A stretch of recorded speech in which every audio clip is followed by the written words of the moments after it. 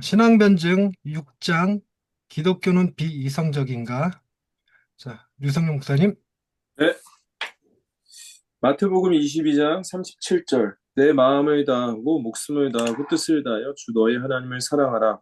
솔직히 고백하자면 저 역시 기독교 신앙을 살아가면서 때때로 이건 정말 말이 되나? 하는 의문이 들 때가 있습니다. 예수님의 동정녀 탄생, 죽은 자의 부활, 무리를 걷는 사건, 오병이와 같은 기적들, 그리고 구약에 나오는 민족 전멸과 같은 본문들은 지금 시대의 감각으로 보면 도무지 이성적으로 납득되지 않는 이야기처럼 느껴지곤 합니다. 그래서 기독교가 반이성적인 종교라고 생각하는 사람들의 말에 어느 정도는 공감이 갑니다.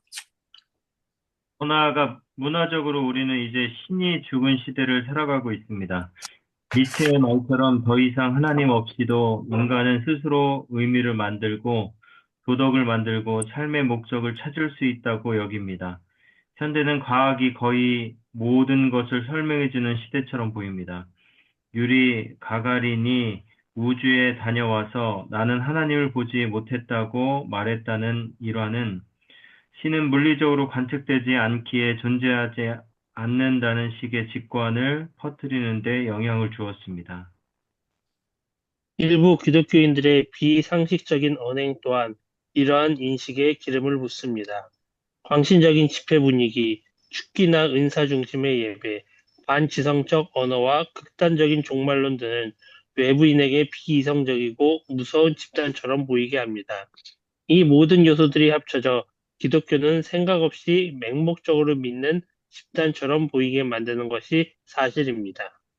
이러한 반응은 결코 무지나 악의 때문이 아니라 진지하게 고민하고 질문하는 과정 속에서 생겨나는 자연스러운 반응일 수 있습니다.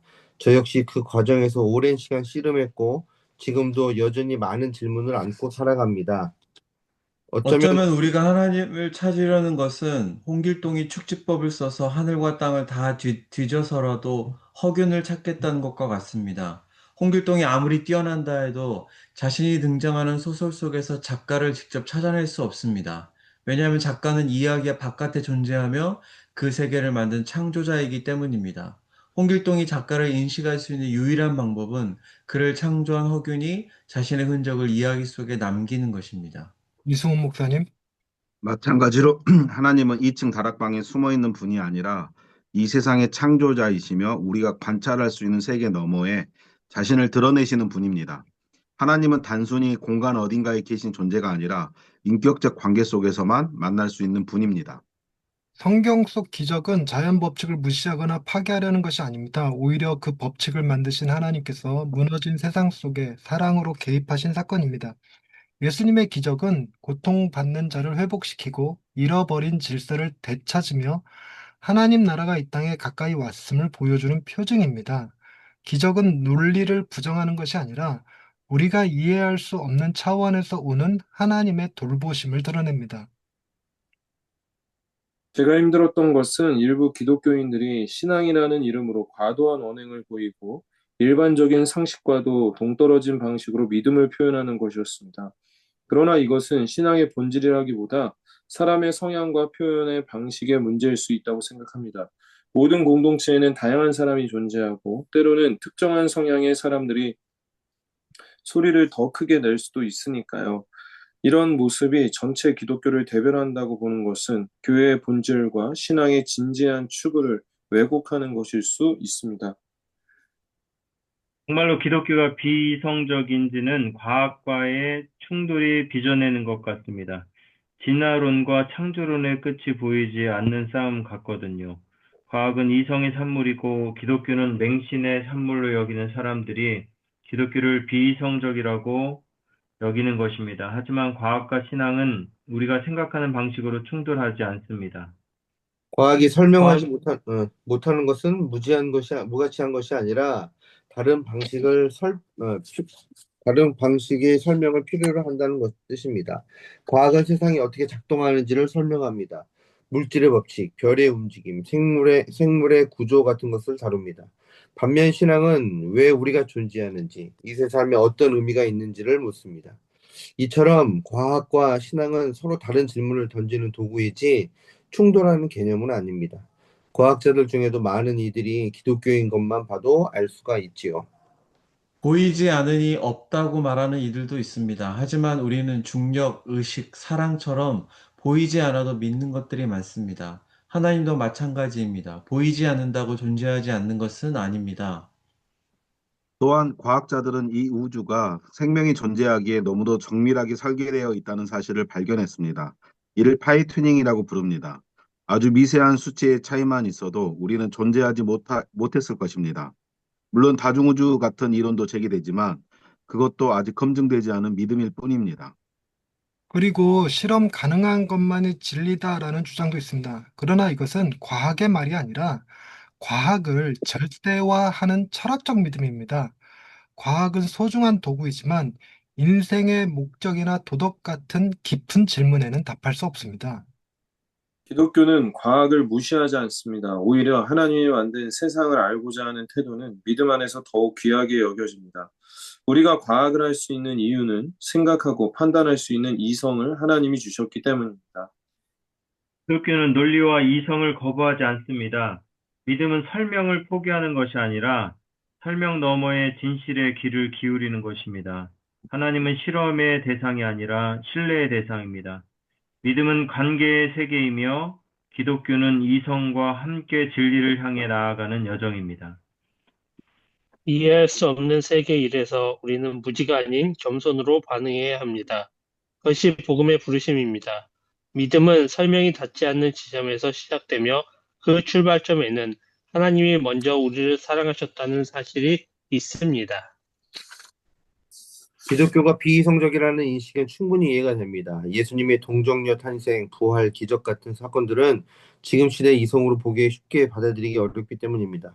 게다가 일부 기독교인들의 과도한 언행이 이런 이미지를 더 강하게 만들기도 하지요. 그렇지만 이 기독교는 이성을 버리거나 무시하는 종교가 아닙니다. 예수님도 네 마음을 다하고 뜻을 다하여 주 너의 하나님을 사랑하라고 말씀하셨습니다. 하나님은 우리의 이성을 주셨고, 우리는 그 이성으로 하나님을 사랑하고 탐구할 수 있습니다. 믿음은 생각을 멈추는 것이 아니라 생각을 더 깊게 확장하는 길입니다. 과학과 신앙에 대립시키는 시각도 많습니다. 그러나 과학은 세상이 어떻게 작동하는가를 설명하고 신앙은 왜 존재하는가, 삶의 의미는 무엇인가를 묻습니다. 서로 질문의 차원이 다르기 때문에 충돌하기보다 서로 보완할 수 있습니다. 실제로 많은 과학자들이 기독교 신앙을 가지고 있는 것도 그 증거입니다. 결국 기독교 신앙은 비이성적인 맹신이 아니라 이성을 존중하면서도 이성으로 다 설명할 수 없는 영역까지 열어주는 길입니다. 저는 그래서 기독교가 이성 위에 세워진 믿음이자 동시에 이성을 넘어서는 은혜라고 말씀드리고 싶습니다. 네. 저 기독교가 비이성적이냐? 그건 이제 비이성적이냐, 초이성적이냐, 뭐 반이성적이냐, 뭐 이런 논리로 접근하시는 분들도 있기는 하던데, 그럼 우리는 초이성적인 거냐? 그런 개념도 아닐 것 같아요. 그런 식의 설명은 납득이 잘 안 될 것 같아요. 저도 그런 설명이 납득이 잘 안 되는데, 기본적으로 우리가 비이성적인 부분들이 우리 안에 있긴 해요. 분명히 성경 안에도 있습니다. 근데 그런 게 왜 있는가? 그게 진짜냐, 가짜냐? 뭐 이런 거 할 때, 우리의 이성을 내려놓고 그냥 맹목적으로 믿어야 되냐? 덮어놓고 믿어야 되냐? 나 어릴 적에 그 지옥은 왜 있어요? 이런 물었다가 그 질문하는 놈 보내려고 있는 거야. 이렇게 대답하시는 목사님 밑에도 잘하는데 이런 것들이 뭐랄까 좀 비이성적으로 느껴지긴 하죠. 저도 그 다미선교회가 예수 재림한다 그랬을 때 되게 심각하게 고민했던 사람 중에 하나였어요. 그게 맞나 틀리나. 그게 답을 얻고 싶어서 정말로 하나님 말씀해 주옵소서 뭐 이러면서. 그때 다미선교회가 했던 말이 있어요. 그때와 그 시는 알 수 없다. 그러니까 그때와 그 시는 몰라도 그 날짜는 알 수 있다 이렇게 주장했더니 다미선교회 그래서 다미선교회가 뭐의 약자인지 혹시 아세요? 그 다미선교회 그 아, 교주가 이름이 뭐였는지 생각이 안 나는데 다가올 미래를 준비하라 이런 책을 썼더라고. 그리고 다미선교회예요. 근데 어찌됐건 어, 이런 거 동정녀 탄생 부활 기적 이런 것들이 나는 약간 그런 문제가 있어요. 예수님의 피가 발견됐다 뭐 이런 그 BBC 뉴스가 있었어요. 그래서 거기서 염색체를 분석해서 봤더니 그 사람들은 되게 남자 연색체, 여자 연색체가 같이 존재하는데 예수님은 그 남자 연색체가 없다는 거예요. 엄마로부터만 왔기 때문에 없을 때는 없다고 얘기를 하더라고요. 근데 난 그런 거를 안 믿어져, 마음으로. 과학이 그걸 얘기한다고 해서 이게 설명 가능한 거야? 이게 가능한 거야? 뭐 이런 거. 근데 히말라야인가 어디 산에서 뭐 방주에 나무 조각이 발견됐다. 거기 산속에 방주가 묻혀있다. 헛소리 들려, 이렇게. 그런 식의 방식은 뭘까 점점 더 비이성적으로 느껴져요. 희한하게 좀 그렇게 다가옵니다. 그리고 루터가 종교개혁을 일으킬 당시에 루터라는 영화를 제가 이번 종교개혁 주일이라서 봤는데 스페인에 사도의 시신이 17구간 묻혀 있대요. 사도는 12명인데. 그리고 예수님의 십자가 뭐 조각, 뭐 예수님의 옷 조각 이런 게 성상이라고 불리우는 게 그때 당시 로마와 독일어 일 쪽에 4천 점이 넘게 있었대요. 현대인 이것도 그렇죠. 음, 그죠? 그 뭐지? 아시아 위쪽, 터키 지역에 가면 베드로가 목뱀 당해서 순교했던 자리가 있대요. 음. 근데 거기에 핏자국이 3개가 있대.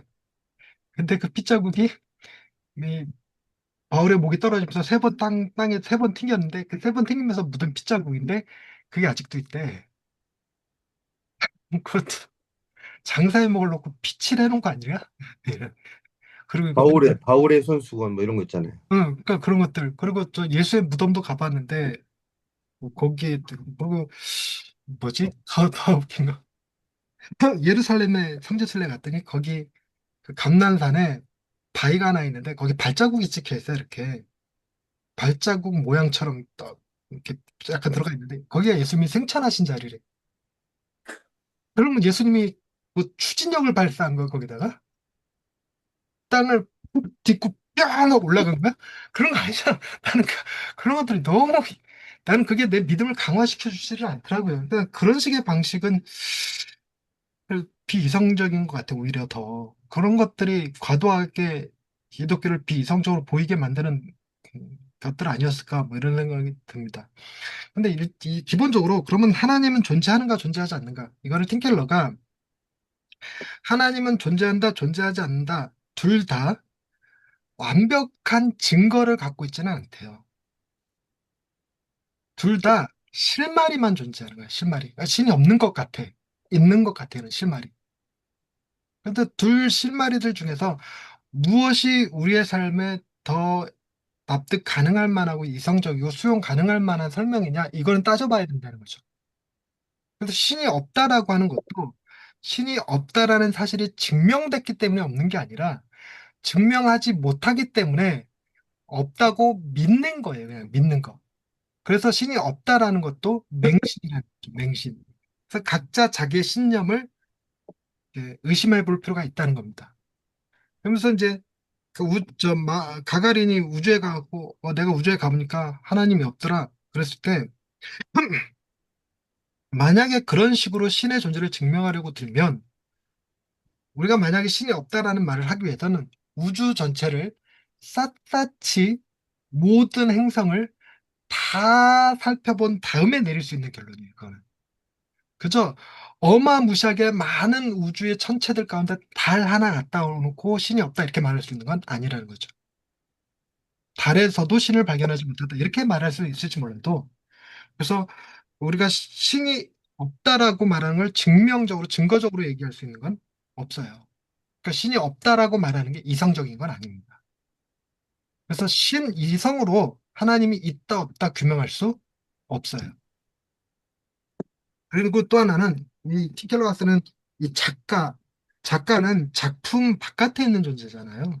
그래서 제가 저는 홍길동 버전을 여기다 실은 건데, 제가 홍길동 버전을 개인적으로 좋아하거든요. 예전에 그 개그 콘서트에 음, 홍길동이 그 아빠한테 그러는 거예요. 저 집 나가겠습니다. 왜 나가려고 하느냐?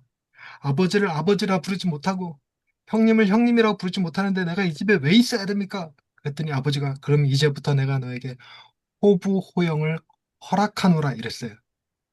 그랬더니 그 홍길동이 호부 호영을 허락한들 그게 다 무슨 소용이 있습니까? 아버지를 아버지라 부르지 못하고 형님을 형님이라고 부르지 못하는 호부 호영한들 무슨 소용이 있습니까? 이랬더니 아버지가 나가 이 새끼야 이러고 저기 그게 너무 웃긴 거야. 그래갖고 그게 머리에 박혀 있어요. 그래서 홍길동전이 재밌다. 그래서 또 홍길동이 자기가 축지법을 써서 막 조선 팔도를 다 돌아다니면서 허균을 찾는다. 이게 말이 안 되는 얘기잖아요. 틴케라는 이걸 셰익스피어에 비유하는데 햄릿이 셰익스피어를 찾겠다고 다락방에 올라간 데 찾을 수 있겠냐고.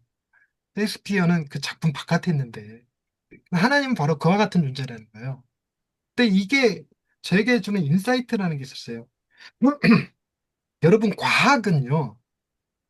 과학은 창조 행위가 아니라 발견 행위예요. 그래서 과학은 자연과 우주 속에 담겨진 법칙을 찾아내는 거지, 법칙을 만들어서 부여하는 게 아닙니다. 그렇기 때문에 과학자들은 하나님이 우리 삶 속에, 자연 속에 심어 놓으신 것들만 찾아내는 거지, 자기네들이 신이 할 수 있는 일을 규정 짓는 게 아닌 거죠. 그런 측면에서 신이 인간 사회에 심어 놓은 것들이 굉장히 많이 있어요. 그런 것들 중 하나가 뭐냐면 구약의 정의라는 개념과 신약의 사랑이라는 개념은 어, 자연주의 과학 혹은 유물론적 사상, 또 이기적인 유전자, 약육강식, 자본주의 이런 데서는 절대로 나타나지 않는 개념들이에요. 그런 개념에서는 적자생존, 약육강식 이런 개념이지 어, 정의와 사랑의 개념이 남지는 않습니다. 근데 인간의 마음속에 이 자연법이라는 게 있는 거예요. 이건 옳지 않아 이렇게 말하는 거. 일종의 2 더하기 2가 4인 거는 우리가 배운 게 아니라 발견한 거죠. 그래서 어느 민족, 어느 지역에거나 2 더하기 2는 무조건 4인 거지. 그거를 인간이 발견한 거지. 인간이 2 더하기 2는 4라고 정의 내리고 규정한 게 아니잖아요. 그런 것처럼 인간의 내면에 이거는 옳지 않아라고 하는 도덕적 감성이 있다는 거예요. 그러니까 문화마다 뭐 여성 참정권을 인정하지 않고 아동 인권을 유린하고 이런 건 있을지 몰라도 어, 내 발을 밟았는데 괜찮아 이럴 수는 없는 거예요. 그러니까 이런 것들이 결국은 어디서 왔을까? 이건 도덕이라고 하는 법을 주신 분에게서 나오는 거죠. 이걸 발견한 거지. 이게 신의 흔적, 실마리라는 거죠. 그건 재밌는 것 중에 하나가 이런 증명법 중에 언어학적 증명이라는 게 있는데 들어보셨나요? 네, 설명한 적 있나 모르겠네. 그 언어학자들이 모여서 어, 전 세계 모든 언어를 연구를 해봤대요. 그러니까 언어학자들의 기본 전제는 뭐냐면 모든 언어는 그 대상이 되는 것이 있고 그 다음에 그 대상을 규정하는 언어가 나중에 생겼다는 거예요. 예를 들어서 컴퓨터 같은 경우는 컴퓨터라는 말이 있기 때문에 그 말에 부합되는 물건을 만든 게 아닌 거죠. 물건을 만들어 놓고 이걸 뭐라고 부를까? 컴퓨터라고 하자 이렇게 되는 거죠. 그래서 그런 전제하에 모든 언어에 신이라고 하는 단어가 있는지 없는지를 살폈대요. 그래서 단 한 개 언어, 부족의 언어까지, 그러니까 단순히 국가 언어가 아니라 부족의 언어들까지 다 뒤져서 신이라고 하는 단어가 없는 언어군이 발견이 되면 그걸 토대로 신은 없다라고 발표할 목적으로 연구를 했대요. 목적 자체가, 출발 자체가. 그랬는데 연구 결과가 어떻게 됐냐면 못 찾은 거예요, 얘네들이. 모든 언어에 신이라는 단어가 다 있었어요. 그래갖고 언어학자들이 뭐라고 발표했냐면 우리는 신이 있다라고밖에 말 못한다 이러고 발표를 했어요. 음. 신이 있다 이렇게 발표를 못하더라고요, 얘네들이. 우리는 신이 있다라고밖에 말 못한다 이러고 발표를 했어요. 그러니까 그래서 뭔가 하나님은 창조자이시기 때문에 우리 안에 뭔가 그 흔적들을 담겨 놓으셨지. 그래서 그건 실마리일 뿐이에요. 실마리. 신이 있을 거라는 실마리. 근데 어느 게 더 발휘되느냐 이랬을 때 우리는 그 실마리가 맞다고 생각하죠. 그래서 과학이 절대로 줄 수 없는 게 제가 외우고 있는 게 힘한 자 정의정이라는 게 있거든요. 팀켈러의 답이 되는 기독교의 그탑 주제들이에요. 인간의 희망, 정의, 힘한 자, 만족, 삶의 의미, 그다음에 도덕, 정의. 이거는 어, 뭐죠? 과학에서 증명할 수 있는 게 아니에요. 그건 오직 철학이거나 신학이거나 이렇게 된다는 거죠. 그런데다가 하나님은 우리 넘어 존재해 계시기 때문에 우리가 그분을 연구를 해볼 수는 없어요. 그러니까 삶아보고 졸여보고 쪼개보고 뭐 대면으로 들여다보고 이렇게 할 수 있는 존재가 아니죠. 그래서 우리는 그분이 계시해 주시는 것 안에서만 만나는데 하나님은 우리를 인격적인 관계 속에서 만나 주시잖아요. 그래서 하나님이 이 세상에 하나님 당신이 행하시는 그 놀라운 물리법칙을 뛰어넘는 기적들, 물리법칙을 뛰어넘는 기적들을 보면 그 안에 폭력적이거나 반사회적이거나 그리고 반자연주의적인 건 없대요. 그러니까 멀쩡한 바다를 풍랑을 일으키는 기적은 없다는 거예요. 풍랑 일으키는 바다를 잠잠케 하는 거지. 그리고 멀쩡한 사람을 귀신 들리게 하거나 질병에 걸리게 하는 기적은 없어요. 반대로 귀신 들린 사람을 멀쩡케 하거나 병변자를 고치시는 거지.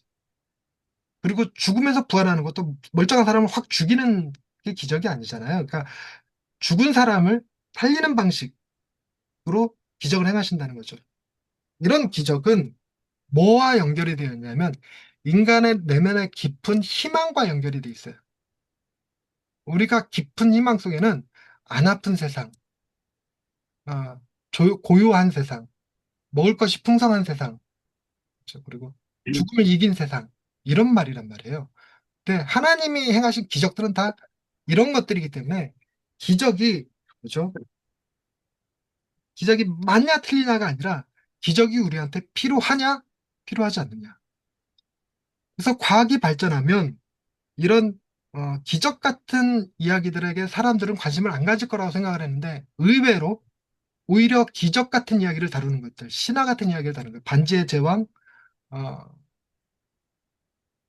생각이 안 나. 예, 막대가 맛을 버리는 건 뭐라 그래, 걔네들. 해리포터. 해리포터. 이런 것들에 사람이 열광하는 이유가 인간의 가장 깊은 희망을 건드려주기 때문이라는 거죠. 그래서 기적은 어, 이 땅에 임하는 하나님의 회복과 임재를 보여주는 표징이래요. C.S. 루이스 책에 읽다가 재밌었던 게 인간은 모든 나라가 신화를 가지고 있는데 다 신화가 지난 시간에 얘기했구나. 신화가 어, 자기 머릿속에만 있고 상상 속에만 있는데 기독교에서 말하는 이 예수님과 그의 기적은 실현된 신화라는 거죠. 역사성을 가지고 있고 장소성을 가지고 있고 특정한 인물이 나오는. 그래서 이건 하나님 나라의 회복이다. 하나님의 임재다. 이런 개념이라. 그리고 과학과 신앙의 관계를 보면 과학은요, 이 세상이 어떻게 움직이는가, 작동하는가를 설명하는 거지, 거기에 왜 작동하는가, 왜 이렇게 움직이는가 하는 의미를 찾는 건 아니에요. 그 의미를 건드리려면 그는 철학의 영역으로 넘어가는 거죠. 그것은 과학자들이 할 수 있는 영역이 아닌 거죠. 그래서 과학과 신앙은 충돌하는 게 아니에요. 그러니까 창조냐, 진화냐 하는 거는 둘 다 론으로 규정됐어요. 론. 그러니까 증명된 게 아니에요. 론은 그냥 이론이야. 증명되는 순간 법칙이 됩니다. 그러니까 증명되지 않았기 때문에 여전히 지금도 진화론이지 진화 법칙이 아닙니다. 그래서 그 양쪽 다 진화론이고 창조론이야. 근데 이게 명확하게 어, 정확하게 얼마나 일치하느냐 뭐 이런 문제는 싸울 수 있겠죠. 그래서 창조 진화냐 진화 창조냐 이런 것도 있고 뭐 날 창조냐 시대 창조냐 뭐 이런 것도 있고 틴켈러가 이 진화 창조론 얘기했다가 뭐 2단으로 정제받고 뭐 이런 그 우리나라 합신해서 교수들이 2단으로 정제해버리대 세미나 열어갖고 나 그거 되게 골 때려 진짜. 그러니까 그런 것들이 뭐죠? 스펙트럼을 과학과 신앙을 아주 칼갈을 딱 잘라놓는 게 아니라 이 과학과 신앙에는 스펙트럼이 굉장히 넓어요. 그래서 실제로 창조 과학자들도 존재하는 거니까. 그래서 명확하게 그 넓은 스펙트럼 안에서 서로 보완하는 거지 서로 대립 관계가 아니라는 겁니다. 그래서 과학자들이 과학을 연구하면서도 결국 자신의 삶의 그 이유와 의미, 삶의 목적 이런 것들은 종교에서 찾는 거니까. 그리고 실제로 보여야 믿는다 이렇게 생각했는데 이게요. 다미선교회가 이 짓거리 했거든. 다미선교회에서 이렇게 예배 중에 성령의 손가락이 나타났다. 성령의 불이 임했다. 이런 사진들 막 올리면서 전 그때 난리를 쳤는데 나중에 다 밝혀진 게 카메라 렌즈에 실 붙여서 찍고 손가락을 흐릿하게 처리해서 찍고 이런 방식으로 한 거예요. 그리고 뭐죠? 지금 음, 뭐지? 홀로그램 이 미국에서 홀로그램으로 천국 그 하늘에다가 예수 형상 띄웠다가 나중에 홀로그램 쏜 게 들켜갖고 망신당한 사례가 있었어요.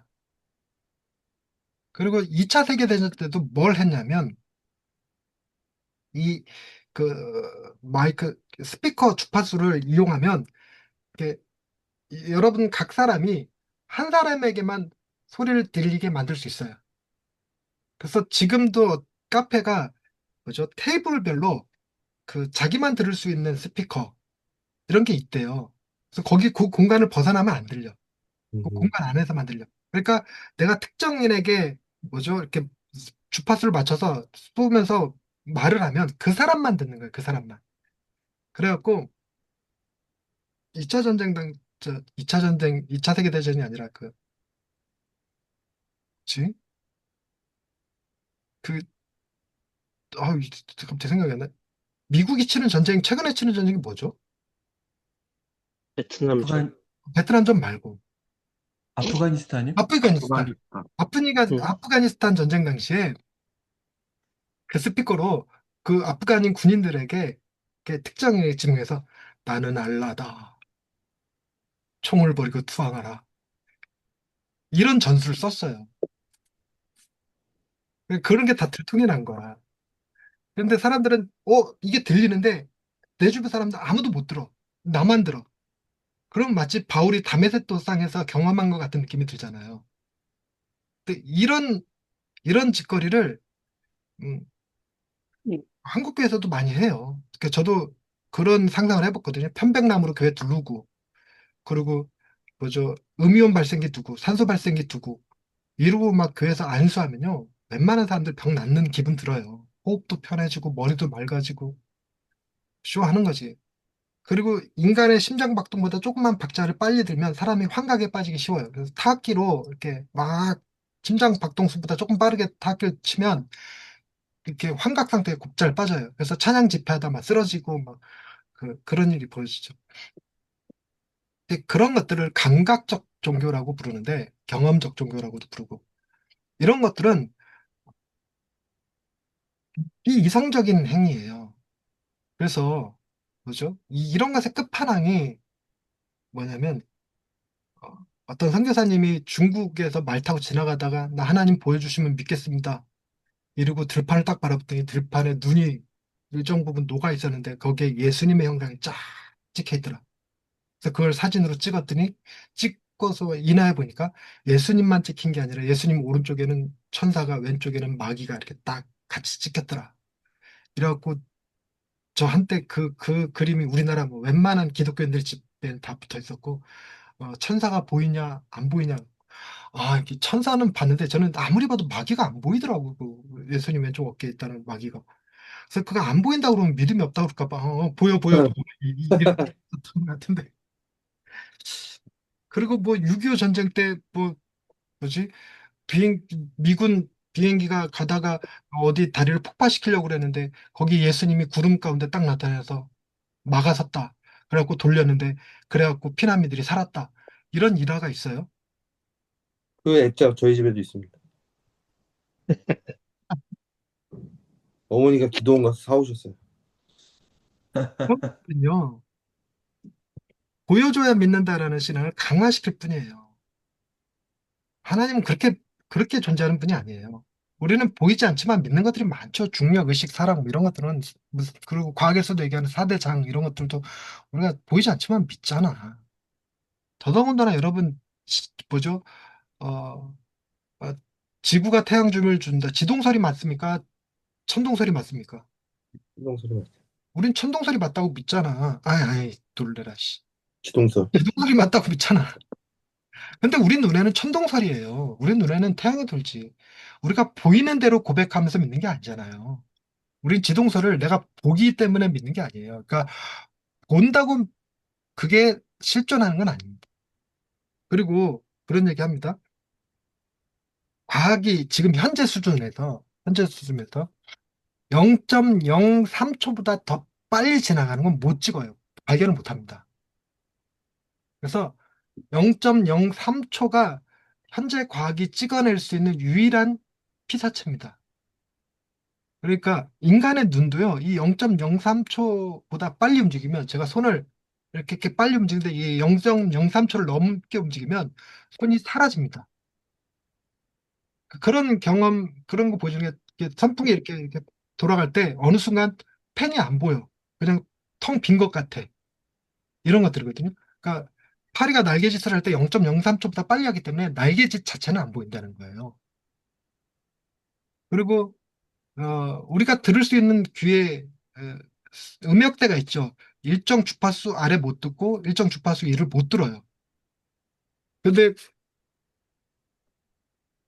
아니, 어떤 그 향수 개발업자는 코가 굉장히 예민해서 사람이 맡을 수 있는 것보다 더 깊은 향을 맡을 수 있대. 그래서 그 사람이 만든 향수는 굉장히 은은하대요. 잘 안 느껴진대. 근데 왜냐하면 만든 사람이 코가 너무 예민해갖고 그 향도 너무 진한 거야. 그리고 샤넬 향수를 만든 그 샤넬 가문은 이 감각이 약하대요. 그래갖고 샤넬 향수는 향이 독하대. 그래갖고 사람들이 자기가 맡을 수 있는 향을 쓰니까 샤넬 향수? 샤넬이 맞나? 맞, 샤넬은 백인데? 샤넬에서 향수 나오나요? 네, 나옵니다. 어, 그걸 샤넬 쓰면, 넘버 5. 그런다는 거예요. 그러니까 우리가 맡을 수 있는 냄새도 그리고 들을 수 있는 진동, 주파수도 일정 영역대 안에 갇혀 있어요.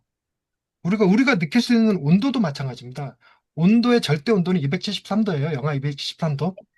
그러니까 영하 273도가 열이 전혀 없는 상태. 열이 전혀 없는 상태. 그리고 영하 273도보다 조금만 높아도 영하 272도만 돼도 열이 있는 상태예요. 근데 우리는 그걸 못 느끼죠. 음. 그리고 온도가 100도에서 끝나는 게 아니죠. 철을 녹이는 온도 다르고, 뭐 태양열의 온도 다르고 그러죠. 근데 그쪽으로 다가가면 죽어. 이쪽 끝으로 다가가도 죽어. 그러니까 우리의 그, 그 인지 감각은 특정 범위 안에 갇혀 있어요. 그 범위를 넘어서 있는데, 하나님의 신이 인간처럼 그 인지 안에 들어오면 신이겠냐고. 우리가 볼 수 있는 0.03초 안에서 캐치될 수 있는 존재?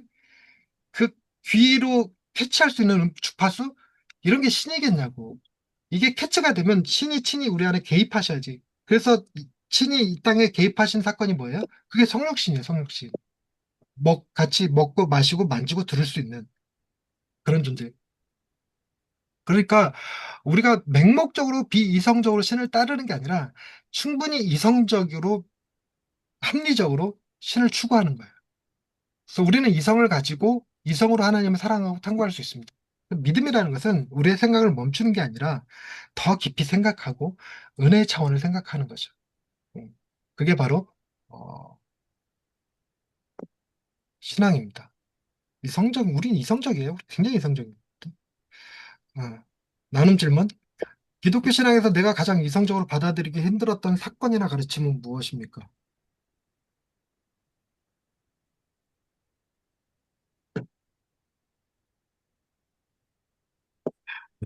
예, 유성님 누구 경험하신 분 안 계세요? 여기 중에서? 다 받아들이시나? 여러분 입신 해보셨나요? 입신? 입신 뭐 예배 때 자주 하죠. 천국 다녀오신 분. 저 천국 다녀왔어요.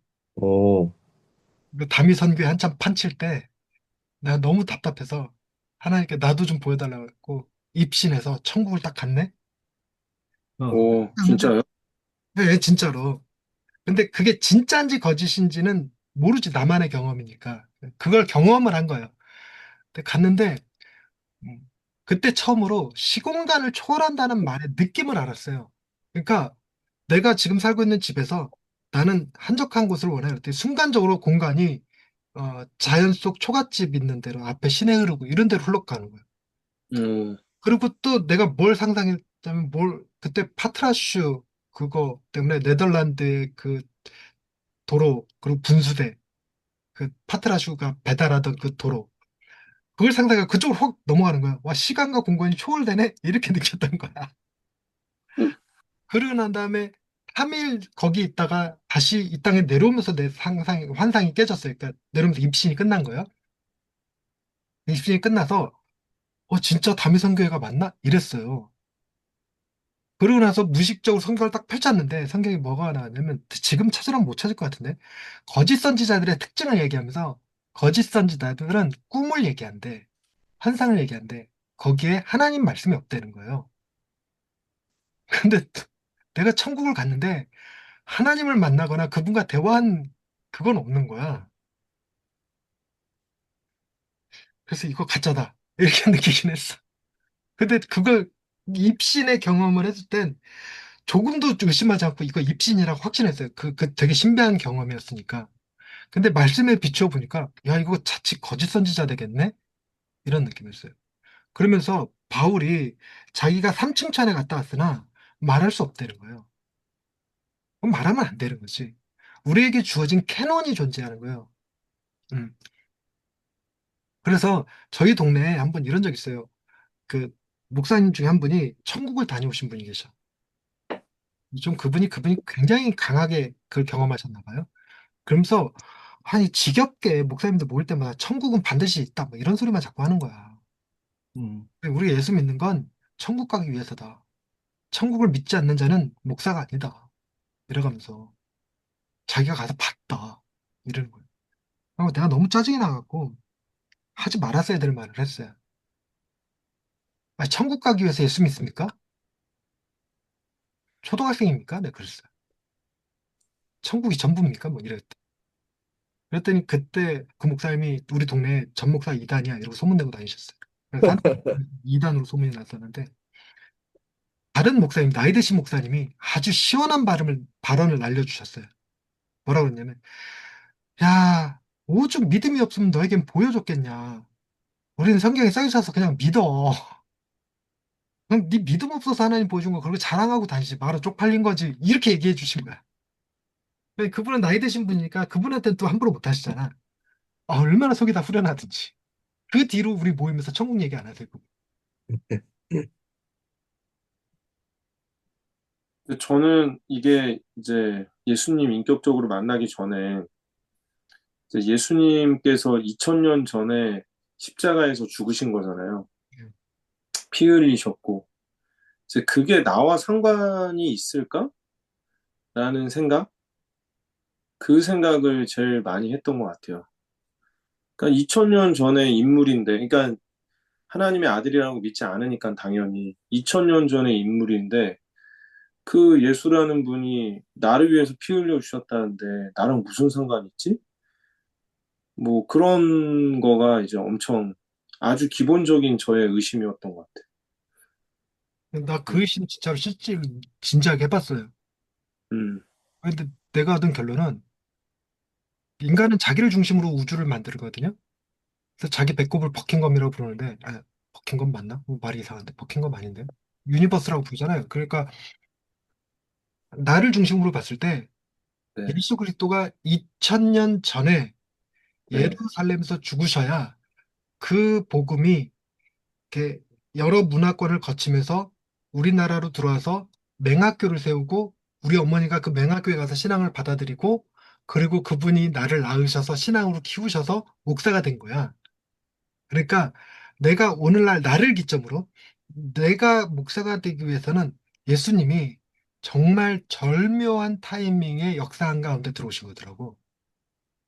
그렇게 생각하니까 정말 예수님이 나 때문에 2000년 전에 예루살렘 땅에서 십자가 달려 죽으신 거더라. 그렇게까지 생각하셨어요? 어, 그 음, 타이밍이 너무 기가 막히다고 생각했어요. 그러니까 음, 100년만 늦게 100년만 늦게 십자가 달려 돌아가셨어도 난 지금 유교인이지 기독교인이 아니었을 것 같은 거야. 그리고 음, 100년만 일찍 돌아가셨어도 뭐지? 나는 자유주의자가 되거나 이렇게 뭐지? 탈 기독교인 그러니까 히피 뭐 이런 쪽으로 가지. 내 때 신앙이 가장 뜨겁거든 지금 그 우리나라 음, 역사상 내 때 막 네, 도서관 가고 뭐 이런 것들이 그러니까 음, 이런 나를 만나 주시기 위해서 가장 절묘한 타이밍에 하셨다. 네, 오셨다. 어, 이렇게 느끼고. 그러니까 나는 그게 너무 신비였어, 그냥 그 자체로. 음, 물론 다른 사람들은 어떤가 이렇게 얘기하면 질문할 답이 없는데 오리지널 나와 관련이 있냐? 요것만 놓고 봤을 때 네, 네. 이런 고민을 다른 사람들 했다니까 반갑기는 하네. 다른 분들 얘기하고 자유롭게 좀 얘기 좀 해주세요. 2번 질문, 3번 질문 다 보시면서 이부 목사님 뭔가 하나 얘기해줘요. 예, 저는 그 어렸을 때 벽에다 세워놓고서 친구들이 가슴팍을 팍 밀고 숨을 참으면 기절하는 놀이가 한때 유행했던 때가 있어요. 맞아요. 저도 있었어요. 예, 예. 근데 그때 제가 블랙아웃을 한번 경험해 보고서 중학교 때 깨어났는데 뭐 한 2, 30초간 지켜보던 친구들 한 2, 30초간 제가 막 눈꺼풀이 뒤집혀 갖고 막 거품 물고서 막 바닥에서 막 이렇게 경련을 일으켰대요. 근데 막 그 2, 30초 후에 짓궂은 친구들은 막 깔깔거리고 있고 깨어나는 제 모습을 보면서 그때도 그랬고 수술을 하러 전신 마취를 하러 들어갈 때라든지 제가 1년에 한 번 내지 두 번 내 정도는 암 그 고위험군 환자라서 내시경을 계속 해봐야 되거든요. 할 때 이제 그 뭐라 잠드는 그 약 있잖아요. 마취 약을 하고 나서 깰 때쯤 되면 어 목사임에도 불구하고 그 블랙아웃을 경험할 때마다 우리가 믿는 것들이 진짜 매트릭스처럼 허상이면 어떡하지라는 그런 믿음 없는 생각이 들 때가 있어요. 뭐라 그럴까? 아무것도 생각이 안 나거든요. 영혼이라고 하는 것이 어떤 생충천도 좀 보고 어전회의도 가보고 하늘나라도 가보고 어떤 꿈 같은 어떤 제가 갖고 있던 제 인생을 모든 것을 걸고 그것을 향해 가는 그것들이 순간 그 블랙아웃 하나 때문에 잊혀질 때가 있거든요. 그럴 때 깨고 나서 상당한 개, 육신의 개운함과 동시에 영혼의 불안감이 동시에 찾아옵니다. 그래서 예, 몸은 엄청 개운하면서 한편으로는 그런 육신의 아주 연약함을 벗어날 수 없는 연약한 존재구나라는 것을 많이 느낄 때가 있어요. 그래서 무슨 얘기 하려다가 이렇게 이 얘기를 했는지 모르겠는데, 네네네. 어떤 그, 그 과학과 신앙에서에 있어서 목사님 저도 이런 충돌이 있을 때가 있다. 뭐 이런 말씀을 잠깐 드려보고 싶었습니다. 영혼의 무게라는 거 들어본 적 있으세요? 예, 뭐 그런 말, 예, 그런 말이 있었죠. 네, 실험해 본 결과 21g이었더라. 네네, 뭐 그런 얘기가 있었죠. 딱 살아있는 사람이 죽는 순간 몸무게가 21g이 줄더라. 이 영혼의 무게다. 네네, 이런 걸 유사과학이라고 하는데 네네, 유사과학은 정통과학이 아니에요. 네네, 일부 특정인들의 주장인 거지. 그래서 한때 와 진짜 영혼이 있구나. 근데 과학자들은 무슨 얘기를 하냐면 예, 인간이 꿈을 꾸고 생각을 하고 이성적 판단을 내리고 이게 영혼의 작용이라고 우리가 믿었었거든요. 많이 오랜 역사 속에서. 그랬는데 이 뇌과학에서 무슨 얘기를 하냐면 인간의 뇌는 절반만 있어도 산대요. 이게 절반만 가지고 사는 사람들이 있대요. 우리 교인 집사님은 교통사고로 3분의 1이 없으세요. 네네. 근데 멀쩡해요. 이게 한쪽 눈이 실명이시긴 하신데 멀쩡하십니다. 그러니까 이게 뭐가 가능하게 하냐면 뇌사 상태에 빠진 자녀에게 뇌를 기증해 줄 수 있는 거예요. 음, 근데 이걸 못하는 이유가 뇌를 기증해 줬을 때 아들이 깨어날 때 아들로 깨어날까 나로 깨어날까. 음, 과학자들이 뭐라고 하냐면 나로 깨어난다는 거예요. 그래서 이거는 영혼의 문제가 아니라 뇌의 영역이라는 거예요. 뇌과학의 영역. 네네. 영혼이 존재하는 게 아니다. 이렇게 얘기하더라고요. 그게 실제로 아바타들을 만들 수 있다고 그러더라고요. 근데 그 아바타들이 동일한 기억을 가지고 있고 동일한 생각을 하고 뭐 이런 걸 한다잖아요. 그럼 영혼이 하나 창조된 거냐? 그렇지 않다는 거죠. 이런 것들 뭐 그래서 어, 기본적으로 감각적 기독교에 대해 비판한 적이 있었는데 인간이 무엇인가 감각하는 것으로 신의 존재를 알고자 한다? 이런 것들은 되게 미련한 생각 같아요. 그래서 감각적인 건 저 과학의 영역이고 그건 과학을 우리가 신뢰해야 될 일이고 음, 그걸 과학적으로 우리가 뭘 보여주겠다, 증명하겠다 하는 방식은 제가 믿음이 없는 것인지 아직까지 이게 딱 가슴을 때리진 않아요. 아, 그렇구나. 이렇게 잘 안 되더라고. 예수 그리스도의 피가 발견되었다. 이게 헛소리로 느껴지고 뭐 이러는 것들이 다. 음, 음. 괜히 그런 거 시도했다가 망신만 당한 사례들이 워낙 역사 속에 많아서. 그래서 우리는 예수님을 너는 보는 거로 믿느냐, 보지 못하고 믿는 자가 더 복되도다. 이게 더. 근데 기본적으로 기독교가 이제 비이성적이냐? 그렇지 않다. 비이성적인 영역들은 비이성적인 영역들은 하나님의 사랑을 드러내는 영역이에요. 그래서 우리가 비이성적으로 느껴지는 것들을 폭력적으로 묘사하고 있다? 그럼 그거는 이제 신앙 복음을 모르는 거고 비이성적인 것들은 딱 우리가 얼마든지 이성적으로 납득하고 설명 가능한 것들인데 그렇지 않은 영역들은 하나님의 사랑으로 근거해서 설명해야 돼요. 하나님의 사랑. 그래서 사랑의 표현인 거고 질서를 회복하는 것이고 그것은 우리의 남겨져 있는 우리의 희망과 맞닿아 있는 얘기다. 그죠? 그러니 뭐랄까 우리가 반지의 제왕과 해리포터에 열광할 게 아니라 진짜 그런 저건 명백하게 가짜니까.